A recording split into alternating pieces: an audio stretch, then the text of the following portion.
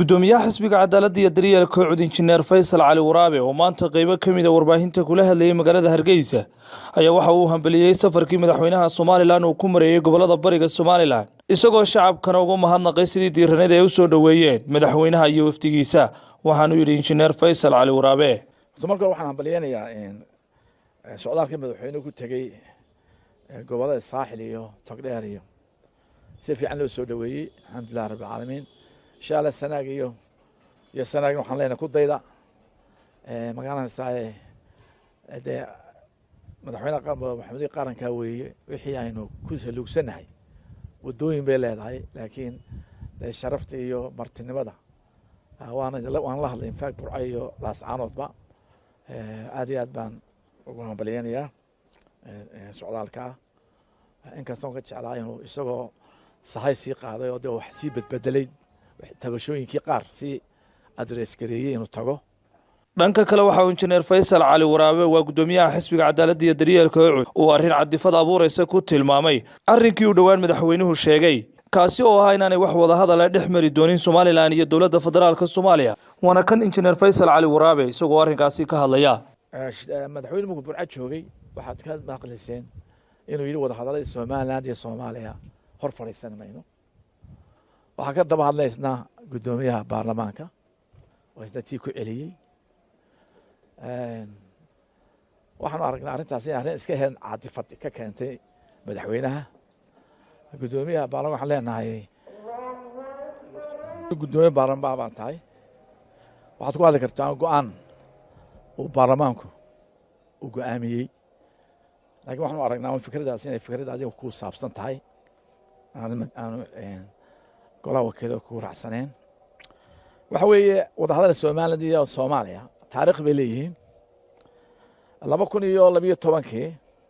markii arrinta shirki Somali conference in London la soo jeediyay madaxweynaha markaa joogay madaxweyne Siraayo saddex xisbi uu noogu yeeray maxaynu yeelaa buu yiri guddi baan u saarnay saddex xisbiya tala ka soo tala bixiya waxaan ka soo tala bixinay inaan shirka ka qayb galo laakiin shuruudo ka xidhnay shuruudaha horta la fuliyaa la yiri shuruudihii madaxweynuhu qaaday wuxuu la tagay wadanka Itoobiya isoo saaro la kulmay wuxuu la kulmay madaxweynaha Djibouti markaan isku raacnay ka bacdina wuxuu galiyay baarlamaanka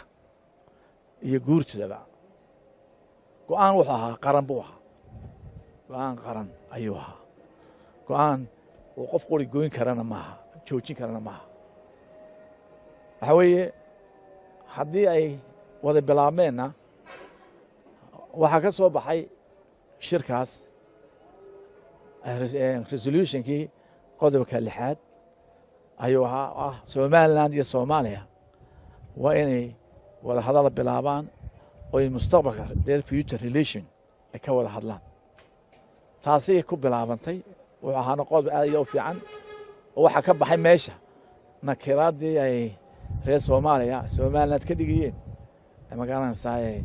qayb laakiin waxa ka dhacay in laba entity nahay oo sidii 60kii loo wada hadlo ka bacd hadda Sheffield House baan fariisanay hadda waxaan fariistay Dubai labada madaxweyne go'aamadan soo saarnay oo markaas aan ku kordhinay Jamhuuriyadda Soomaaliya the government of Somaliland and government of federal government ku meel gaarki